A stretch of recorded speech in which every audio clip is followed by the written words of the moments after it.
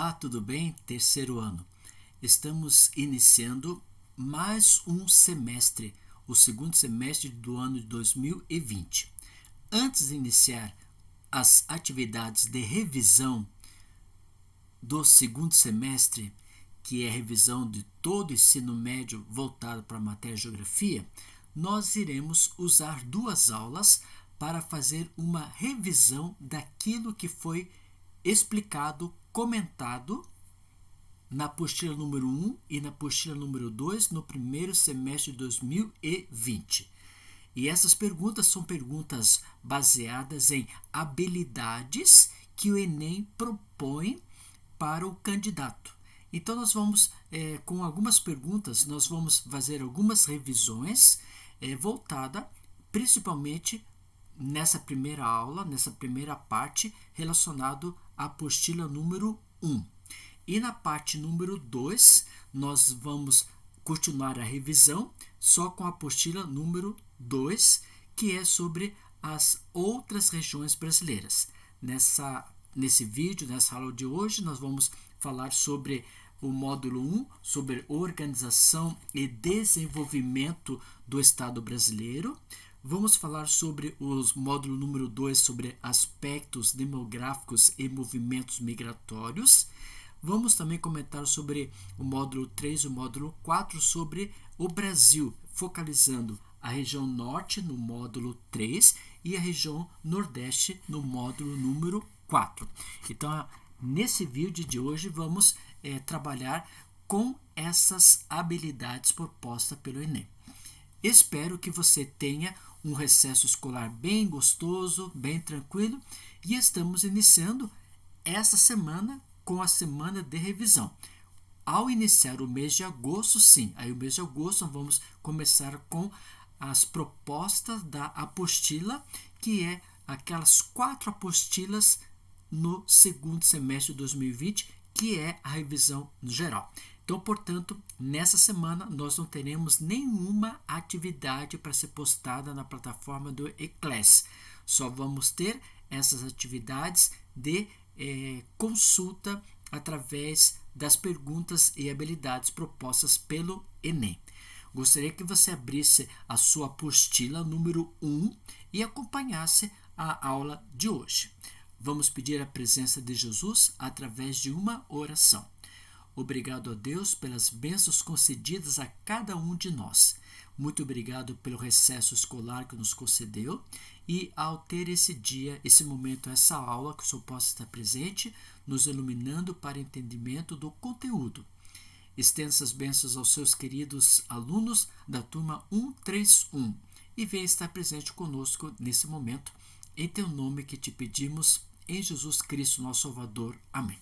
Muito bem, gente. Então vamos pegar a minha apostila, eu já peguei minha apostila de geografia e vamos trabalhar com algumas perguntas e algumas habilidades. Então a primeira parte, como falei para vocês, é a revisão de geografia relacionada à apostila número 1 e depois a segunda parte é da apostila número 2, ok? Bom, a primeira pergunta, como uma habilidade do Enem, diz assim: relacionar cidadania e democracia na organização das sociedades.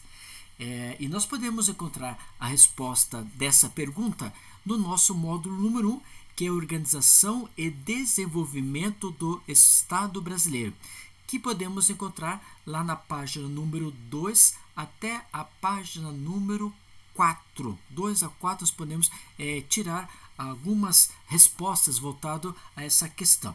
Então vamos à primeira formação. Aqui nós vamos misturar um pouco geografia com filosofia, sociologia, algumas reflexões para estudarmos o que é política, cidadania e democracia, ok? A instituição escolar não pode abster-se do mundo da política, porque no contexto do mundo da política nós temos o quê? O cidadão e a democracia. Quem é o cidadão? No caso, vocês, alunos, são o quê? O cidadão que pertence a essa instituição escolar, dentro da própria mundo político voltado para a democracia.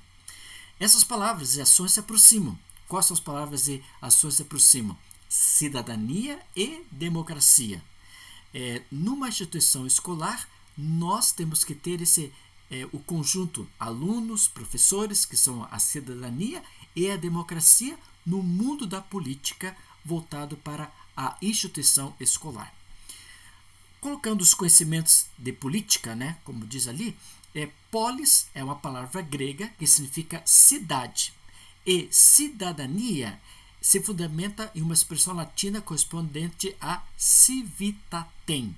Então, você pode observar que polis, né, política, polis é a cidade, e no caso nós formamos esse termo civitatem, que é o contexto de mundo da política dentro da instituição escolar, no caso, né, porque nós temos instituição da sociedade, instituição política, instituição industrial, instituição de saúde. No caso nosso, é instituição escolar. Continuando, nós podemos observar, quando falamos em cidadania, nós a enaltecemos como se fosse uma dimensão superior à política. Mas não devemos desmerecer a política, como se fosse pertencente a um campo menos expressivo e inferior à cidadania. Então a política ela vai acompanhar, por isso eu coloquei ali, política, cidadania e democracia, elas estão aqui trabalhando nesse contexto voltado para o princípio que nós estamos estudando, instituição escolar. Através da política é possível construir a cidadania e a democracia. Agora, esse é um bem comum. Que bem comum? Bem comum dentro da própria instituição escolar. Tem essa igualdade social e essa dignidade coletiva. Isso que é uma definição política. Bem comum, igualdade social e dignidade coletiva. Será que nós temos um bem comum? Qual o bem comum? Todos são o quê? Tem o mesmo espaço físico dentro de uma sala de aula. Agora, a igualdade social. Será que essa igualdade social é trabalhada muitas vezes dentro de uma sala de aula? Ou nós temos, por exemplo, desigualdades sociais na mesma?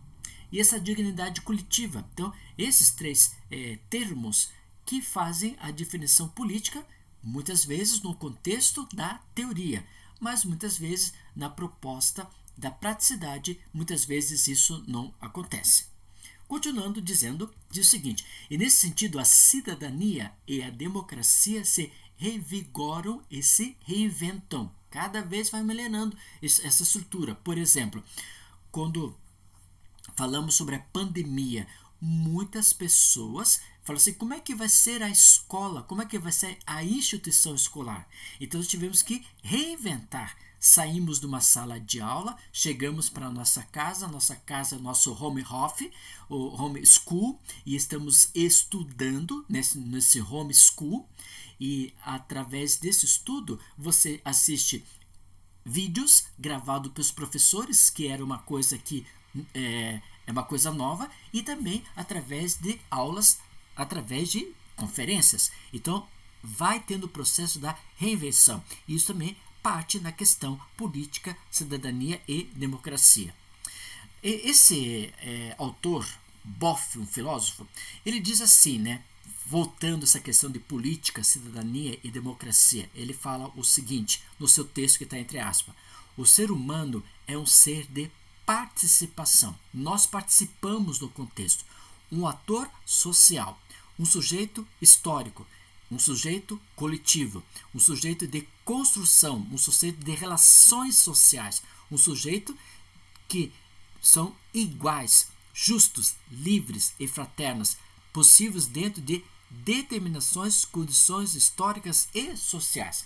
Nós estamos vivenciando, no presente momento, essa pandemia, que nós estamos vivendo o quê? Uma questão histórica social.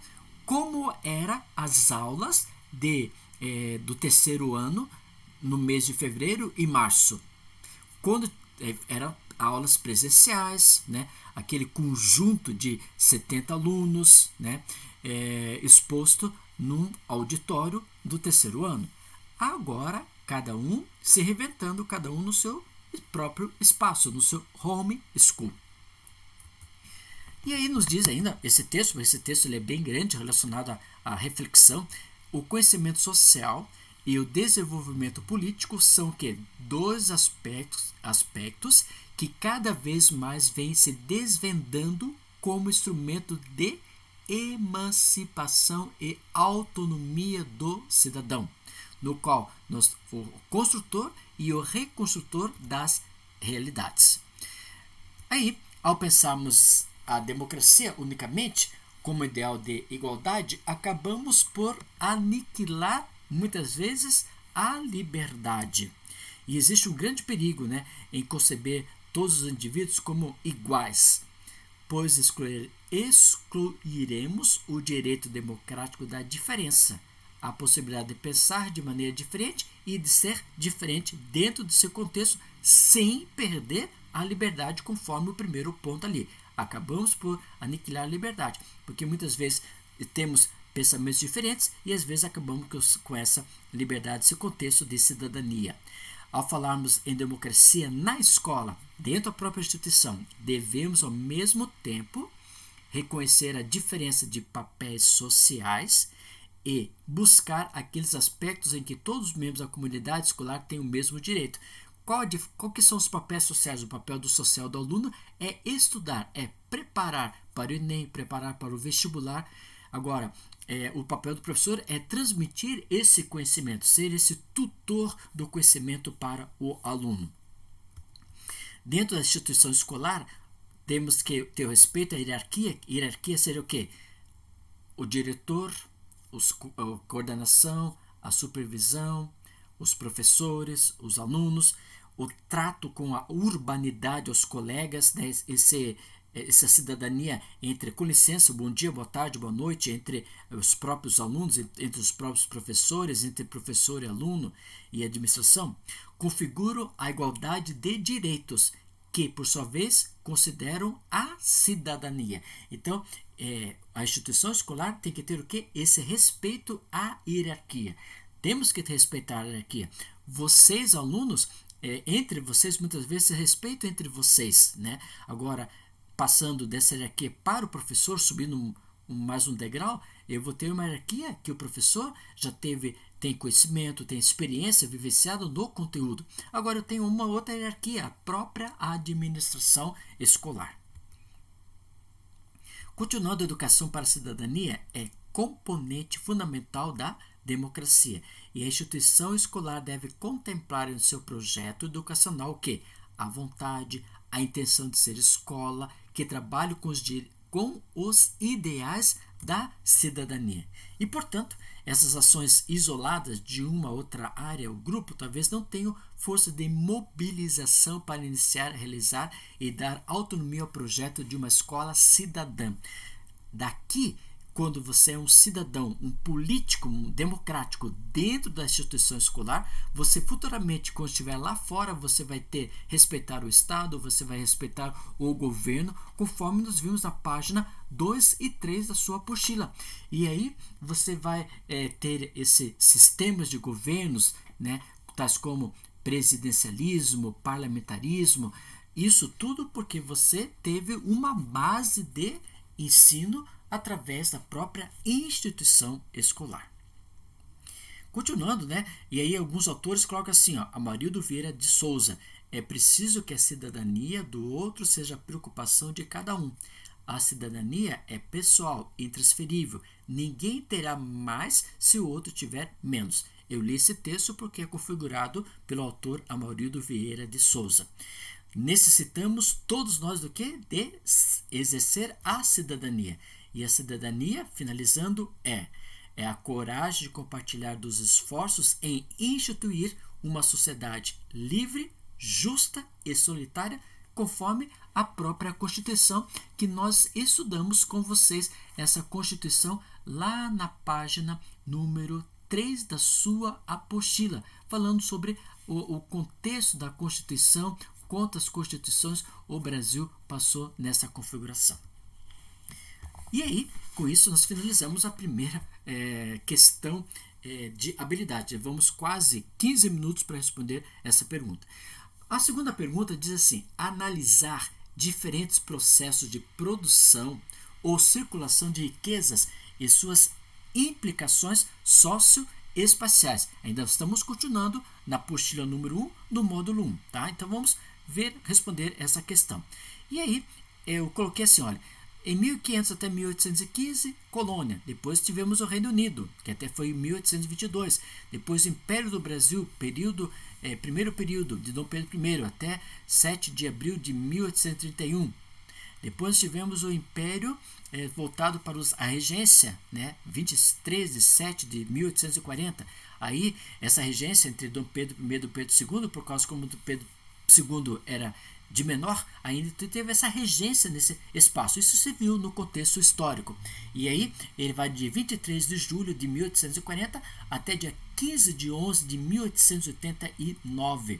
Aí entramos no contexto da Primeira República, da Segunda República, da Terceira República, da Quarta República, e alguns autores, como colocamos, até dia 5 de 10 de 1988, a Quinta República. E, finalizando esse contexto, a Sexta República, ela parte do dia 5 de outubro de 1988 até 2020, até os nossos dias. E alguns ainda não observam esse número 6 ainda, porque teve muita estrutura, muita modificação nesse processo da Sexta República. Isso você viu, isso estou no contexto de história.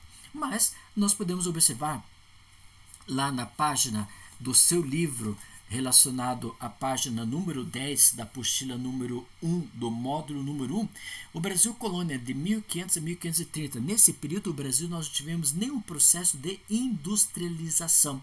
Nesse período, nós fizemos o quê?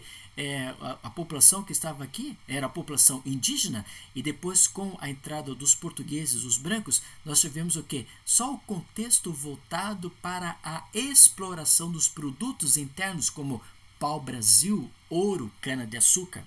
Mas em 1530 até 1808 nós entramos nesse processo do primeiro período, e o início do povoamento praticamente no espaço brasileiro. Nesse início do povoamento, quero dizer, porque quando nós tivemos o povo primitivo, que era antes de 1500, agora em 1530 entramos o povo, os brancos, os portugueses, e as iniciativas de manufatura e de produção em larga escala foram o quê? Proibidas pelo governo português.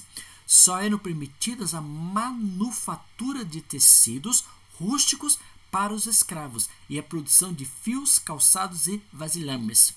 O restante desses produtos que chegavam na economia do primeiro período de 1530 a 1808 era voltado da metrópole. Portugal que fazia esses produtos, e esses produtos chegavam ao povo que morava nessa própria instituição. Só era feito produtos aqui no Brasil voltado para o trabalho dos escravos, que eram suas próprias roupas. Aí nós vamos para o segundo período, de 1808 a 1930, que em 1808 nós tivemos o quê?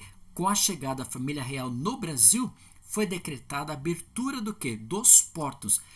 Com a abertura dos portos, nós tivemos o quê? Esse comércio externo com os produtos de ingleses, com os produtos do mundo europeu. Nós tivemos uma alta lucratividade de café nesse período. Nós tivemos também um período de mão de obra grande, escrava, e com isso veio que uma grande abertura para para a nossa economia brasileira nesse período. Mas tivemos em 1850 a lei de Eusébio de Queiroz proibindo o comércio de escravos, E aí depois, com a princesa Isabel, ela finalizou esse contexto, e a economia do Brasil, então, ela começa a se predominar como uma economia de agrária e mercantil nesse processo. Já no terceiro processo, de 1930 a 1956, o Brasil e o mundo todo passa por uma revolução industrial.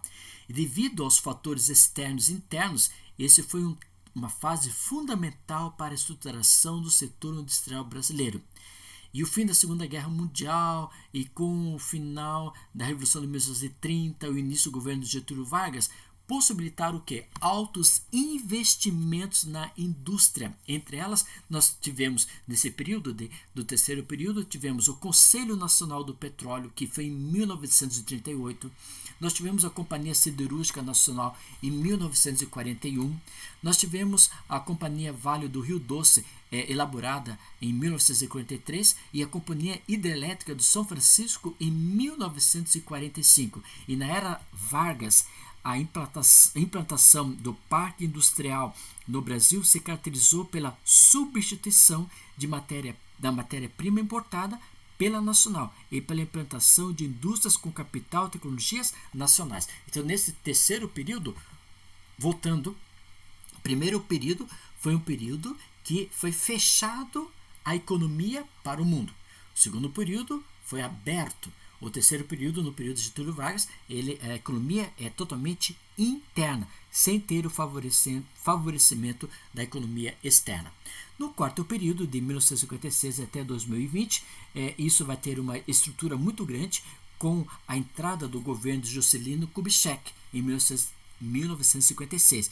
E aí ele começa a intensificar o processo do espaço brasileiro, dando que a oportunidade de desenvolvimento do petróleo no espaço Brasil, dando formação de concentração de cidades como Rio de Janeiro, cidades de São Paulo, principalmente São Paulo, estado de São Paulo, na construção de indústrias e a modernização das comunicações, ligando cidade com outras cidades, as famosas BRs, e com isso tivemos um grande impulso do desenvolvimento da indústria em todos os pontos.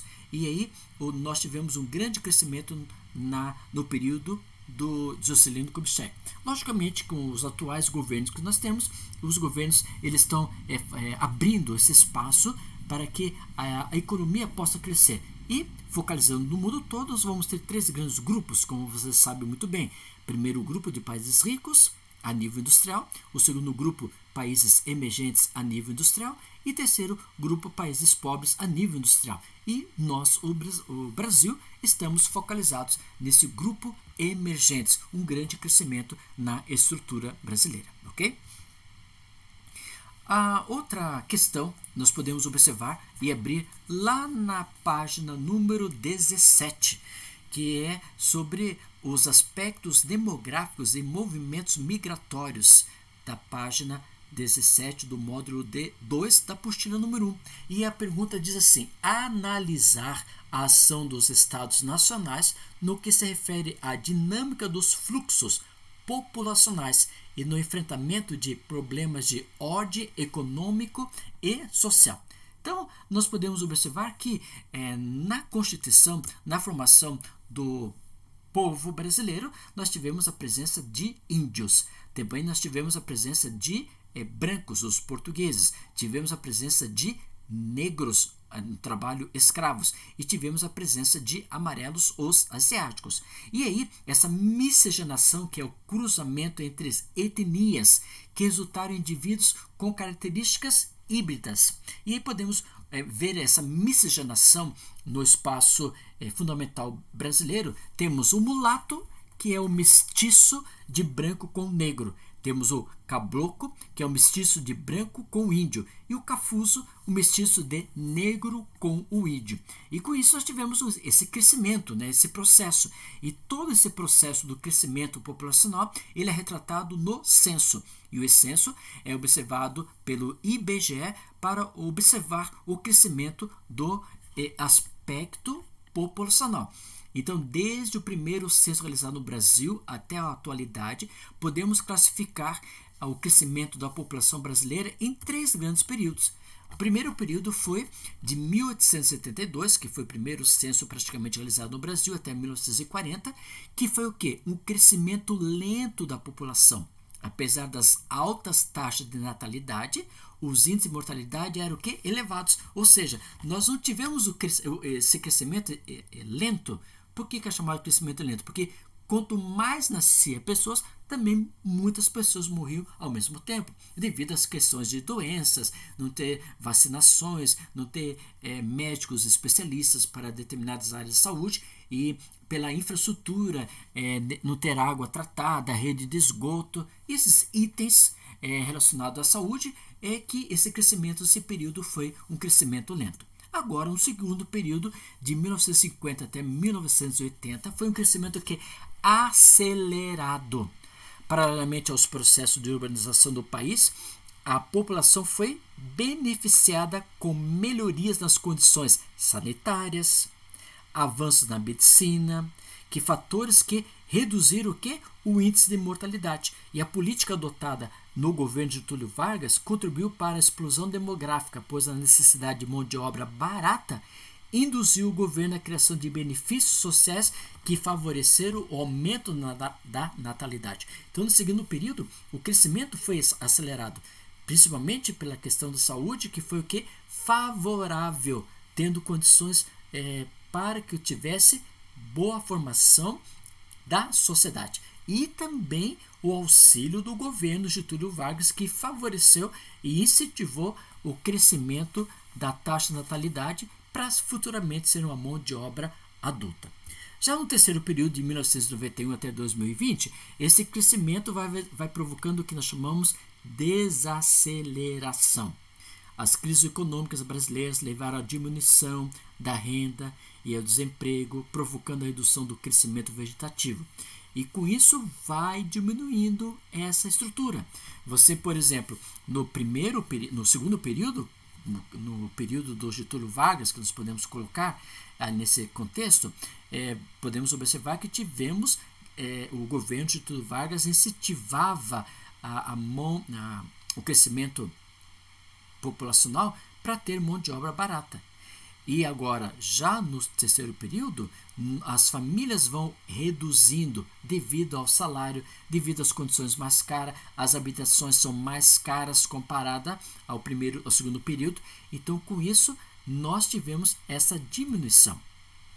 E aí nós podemos observar que a estrutura etária relacionada, nós vamos ter o quê? A estrutura etária voltada para jovens, voltada para adultos e voltada para idosos. E o problema se apresenta na questão de censo, que é voltado muito para o envelhecimento, né? E quando nós temos um grande envelhecimento, vai indicar o quê? Indicar que o governo deve ajudar, através da aposentadoria, o direito que o cidadão propôs quando teve o trabalho, quando era adulto. E isso vai fazer o quê? Vai onerar economicamente para o governo. Então, na estrutura etária, o melhor é quando nós temos a estrutura de adultos. Brasil, estamos enfrentando esse espaço de estrutura etária adulto para idosos. A estrutura produtiva, nós podemos focalizar como a população economicamente ativa e população economicamente inativa. Então, é o PEA, população economicamente ativa, e PEI, população economicamente inativa, que você pode observar na página 21. E isso sendo distribuído nos setores primário, agricultura, pecuária e extração. No setor secundário, processo industrial. No setor terciário, comércios e serviços e prestação de serviços geral para a população. Quaternário, voltado para telecomunicações. E o quinário, é produção voltada para trabalhos voluntários. Então, essa estrutura produtiva, se tivermos a formação de estrutura etária adulta, ela é favorável para o governo. Agora, se tiver uma grande formação de ou jovens ou idosos, isso vai onerar muito para o fundo administrativo e econômico do país. Okay? Ainda continuando na página 22, 23 e página 24 e 25 da apostila número 1 do módulo número 2, podemos ver a seguinte pergunta: analisar a ação dos Estados nacionais no que se refere à dinâmica dos fluxos populacionais e no enfrentamento de problemas de ordem econômica e social. Essa é uma pergunta para você analisar baseado numa das habilidades e competências do Enem. Então, vamos responder essa pergunta baseado na sua apostila, naquilo que já estudamos no primeiro semestre. Dinâmica dos fluxos migratórios. Movimentos emigratórios, né, que nós podemos colocar ali, são o quê? É a saída de pessoas de um país ou da região de origem. Quando se fala em emigração, né, essa saída de pessoas. Quando se fala em imigração, é a entrada de pessoas em um novo país ou nova região. E esses movimentos emigratórios, nós podemos observar o seguinte, que são dentro do contexto, por exemplo, um novo objetivo, uma questão econômica, uma nova estrutura, um salário, ou devido à questão de perseguição religiosa, perseguição cultural. Então, muitas vezes, há esse fluxo populacional. Então, a emigração é a saída de pessoas de um país ou de uma região de origem onde ele mora. E imigração é a entrada de pessoas de um novo país ou numa nova região. Agora também temos as migrações internacionais. E essas imigrações internacionais, nós podemos observar que entre o século XVI até a metade do século XIX, o Brasil recebeu 4 milhões de escravos africanos. E isso foi um grande espaço, né, entre o século XVI até a metade do século XIX, nós tivemos essa grande proporção. Mas também nós tivemos a entrada de brancos, que foram através da família real, que foram a família real, os brancos, os europeus. Fora isso, nós tivemos o quê? Alemães, tivemos espanhóis, italianos, japoneses, portugueses, sírios, turcos, né, que foram para o nosso espaço aqui no Brasil, vieram de outros países para fazer essa migração, devido ao quê? A melhores espaços de novos espaços econômicos de trabalho. E esse grupo que eu citei, como espanhóis, alemães, italianos, japoneses, portugueses, sírios e turcos, muitas vezes instalaram pelo Brasil no geral e conforme a necessidade e o clima do local. Essas migrações internas, nós podemos observar essas migrações internas, são as migrações do deslocamento difuso de pessoas no próprio território brasileiro é comum. Isso não altera o número total da população e pode ser de dois grupos, interregional e o intrarregional. Esse êxodo rural, que nós tivemos um grande espaço, né, no Brasil, nos últimos 50 anos, lá de 1950 até 1980, esse processo todo, era a população que iria para o quê? Para o campo, para trabalhar com o plantio, a colheita da cana-de-açúcar. A migração pendular que nós podemos observar é aquela migração que é realizada, né, como se diz assim, cidade dormitório, que abriga uma população que se desloca diariamente para trabalhar ou estudar em cidades vizinhas, como por exemplo podemos colocar Curitiba e São José dos Pinhais, né, Piraquara e Curitiba. Então, esses são os fluxos de movimentos que nós temos relacionado às migrações, os movimentos de migrações relacionado no contexto do Brasil e também no contexto de mundo. Na página, agora estamos indo para a página, ainda continuando na apostila número 1, e já no módulo número 3, lá na página número 34, sobre a região norte. E diz o seguinte: reconhecer a função dos recursos naturais na produção do espaço geográfico, relacionando com as mudanças provocadas pelas ações humanas. E podemos observar o seguinte: quais são os recursos naturais na produção do espaço geográfico? E aí nós podemos levantar algumas questões relacionadas a isso. E eu vou diretamente para a questão do extrativismo. Esse extrativismo que nós podemos observar lá na sua apostila, na página número 46. No passado, a exploração dos recursos naturais na região norte foi a base da sua economia, Entretanto, nas últimas décadas, a sua importância foi reduzida em relação às demais atividades.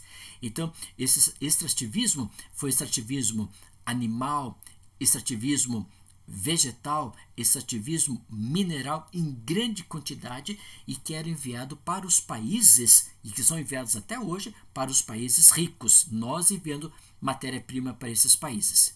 A extração de madeira, principalmente em Rondônia, no Amazonas e no Pará, movimenta esse setor, contudo gera problemas ambientais, essa extração de madeira, e conflitos rurais quando ligado às ações ilegais. Quando você fala ações ilegais, muitas vezes essa formação, essa exploração dessa extração madeireira, ela não é controlada e vigiada pelo governo e se torna uma ação ilegal e explorando algumas regiões que não é local para a extração, porque é um local de conservação natural. Senegais comuns no Acre, no Amazonas, Rondônia, você vê que esses estados eles estão na extração da madeira, senegais também, e eles estão sendo substituídos por áreas de cultivo e pastagem, já que sua representatividade econômica é pequena. A caça, a pesca integram a alimentação regional, com grande variedade de peixes como o tucunaré e o pirarucu. Esse ativismo mineral, aí nós temos um grande espaço que nós podemos observar na região norte, e aí peritos avaliam a Amazônia como fronteira mineral do mundo e se destacam como ferro, o ouro, o alumínio, o estanho, o manganês, o nióbio, o cobre, o caolim, petróleo e pedras preciosas. Principalmente nós podemos encontrar em grande quantidade na Serra do Carajás, no sudeste do Pará, encontra-se o que? A maior reserva do mundo de ferro. Isso é muito explorado em grande quantidade. Aí nós temos essa companhia Vale do Rio Doce, né, que é essa companhia que é a principal mineradora de ferro do Pará, e ela vai o que? Transportar, vai explorar, vai extrair esses minerais todos, e esses minerais são levados para a região Canadá, ou para os Estados Unidos, ou para o Japão, ou o mundo europeu. A Petrobras também entra nessa consistência no Amazonas, explorando o que? Petróleo e gás natural no campo de Urucu. Né? E você vê, essa exploração ela é muito significativa, porque nós vamos ter o que? Um espaço de explorar petróleo em áreas continentais. Porque a grande parte do petróleo que nós temos no Brasil é explorado em áreas de águas oceânicas, principalmente no Oceano Atlântico. Infelizmente, na Amazônia é comum o confronto pela posse da terra entre garimpeiros, poceiros e indígenas. Isso é muito forte, porque o povo primitivo são o povo indígena. E muitas vezes o que acontece? Essa exploração descontrolada voltada para essa localidade vai explorar em grande quantidade e tirando o espaço, poçando o espaço que era original dos indígenas.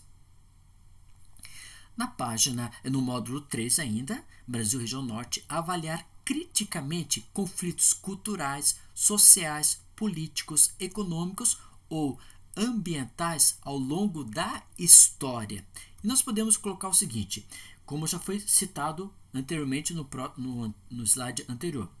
Infelizmente, na Amazônia é comum o confronto pela posse entre garimpeiros, poceiros e indígenas, através da extração da madeira, através dos senegais, através da extração mineral, através dessa companhia do Vale do Rio Doce, o Vale, a Petrobras, também a exploração excessiva da agropecuária voltada para a região da floresta amazônica, a criação, por exemplo, de búfalos nessa região, esse espaço industrial, isso vai provocando o quê? Grande contexto em debate. E aí, como a região amazônica faz fronteira com os países tais como a Guiana Francesa, Suriname, Guiana, Venezuela, Colômbia, Peru e Bolívia, então nós temos o quê? Alguns projetos para proteger esses estados brasileiros, que Rondônia, Acre, Amazonas, Roraima e Amapá, esses estados que eu citei, são estados que fazem fronteira com esses países latino-americanos. Então, tem que ser o quê? Está muito bem estruturado para que não haja invasão dentro do contexto brasileiro.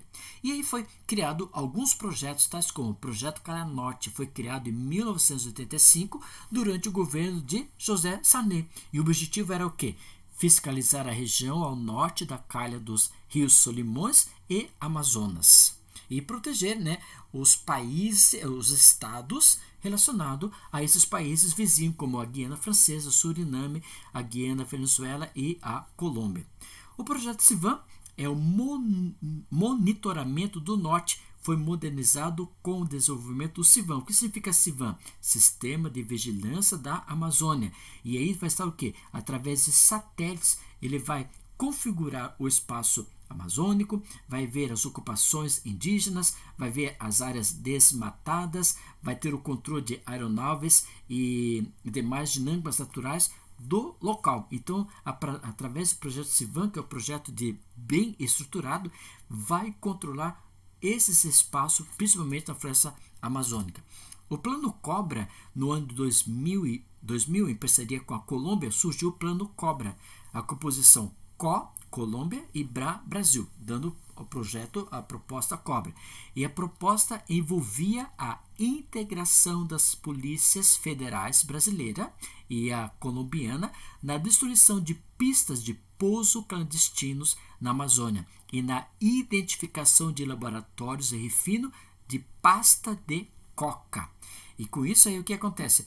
É um grande espaço para observar toda essa estrutura entre Brasil e a Colômbia, principalmente nesse tráfico excessivo das drogas. Então, esses 3 projetos foram 3 projetos criados para controlar o Brasil, os estados brasileiros, com os países latino-americanos. Isso é um contexto que até agora no governo de Bolsonaro é muito discutido, e o Mourão ele está à frente nessa liderança desse controle da política brasileira com os países latino-americanos. Essa internacionalização da Amazônia, que muitas vezes tem a proposta de colocar o quê? Formar que a Amazônia não seja do território brasileiro, e sim do território do mundo todo, no geral, no contexto que até os franceses discutem diretamente relacionado a essa questão da floresta amazônica e os seus benefícios. No módulo 3, Brasil Região Norte, avaliar as relações entre preservação e degradação da vida no planeta nas diferentes escalas. E aí nós podemos, essa degradação da vida no planeta, podemos observar lá na página 52, na apostila número 1, relacionado que a discussão em torno desses projetos envolve a soberania nacional no controle da Amazônia, já que as informações coletadas são exploradas por outros países. Em geral, são projetos que expõem o antigo interesse da internacionalização do território amazônico, um espaço rico em recursos minerais e vegetais cobiçados por indústrias e governos estrangeiros. Muitas vezes as empresas estrangeiras não querem, vamos lá proteger o Brasil da flora de outros, mas eles querem proteger a sua própria matéria-prima.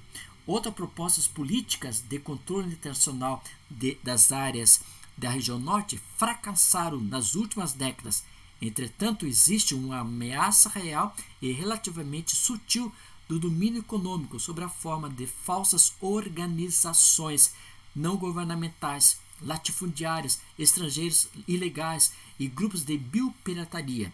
E os Estados Unidos estão entre os países com maior interesse no controle da Amazônia. Não só os Estados Unidos, como o Japão e também a França.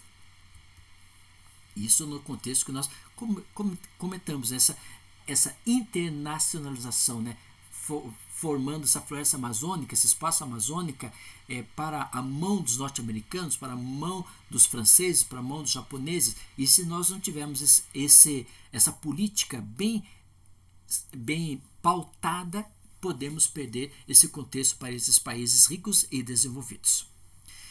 O módulo número 4, que está na sua apostila número 1, lá na página 59, vem a seguinte pergunta: analisar os fatores que explicam o impacto das novas tecnologias no processo de territorialização da produção.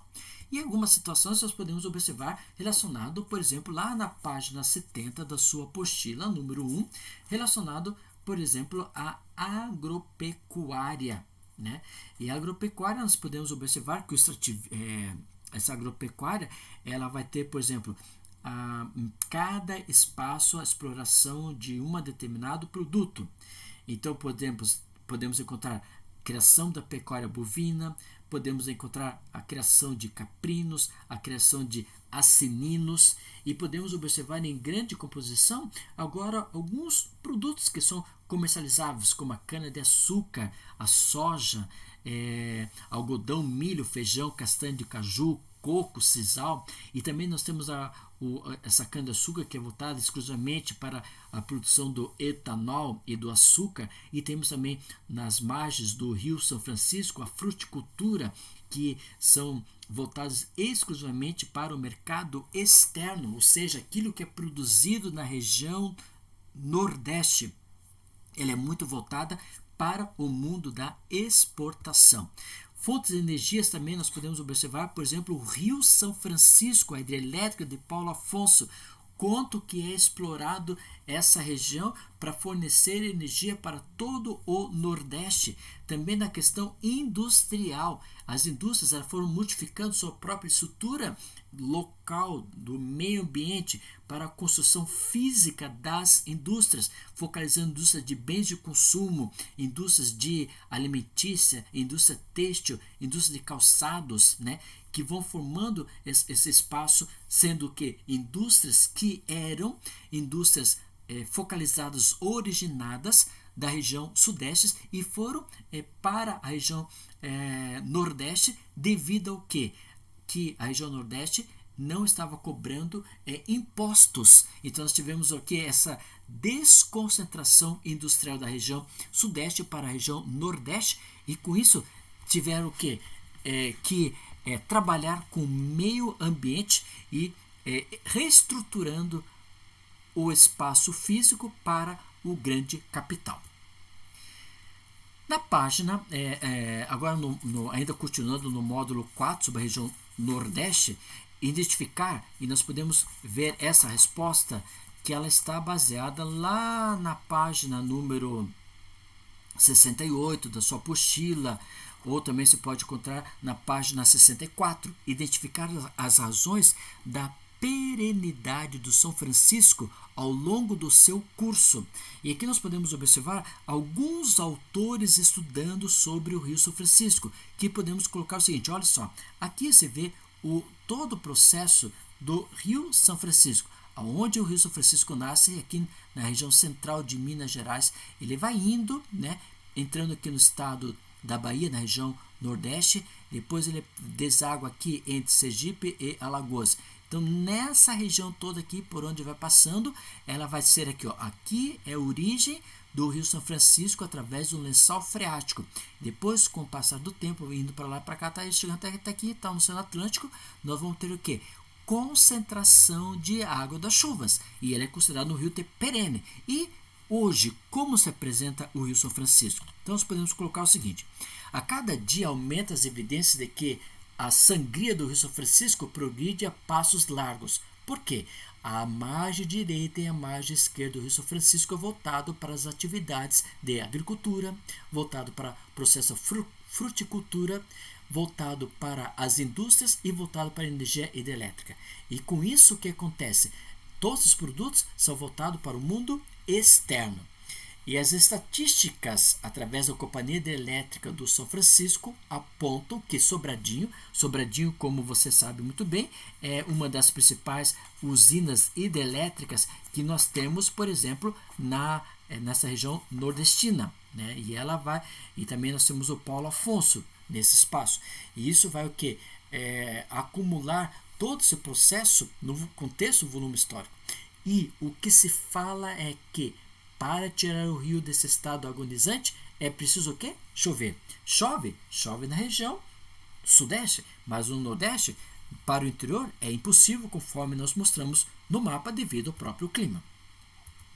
O Rio São Francisco anda continuando as dependências, né, do clima chamado semiárido, e o Rio São Francisco era o que? Um rio perene, e de alguma forma ainda é um rio perene, conforme Roberto Gogó vem dizendo, mas fragilizado. Fragilizado porque muitas vezes essas águas do Rio São Francisco são utilizadas para outros meios, como foi citado, fruticultura, agricultura e a questão industrial.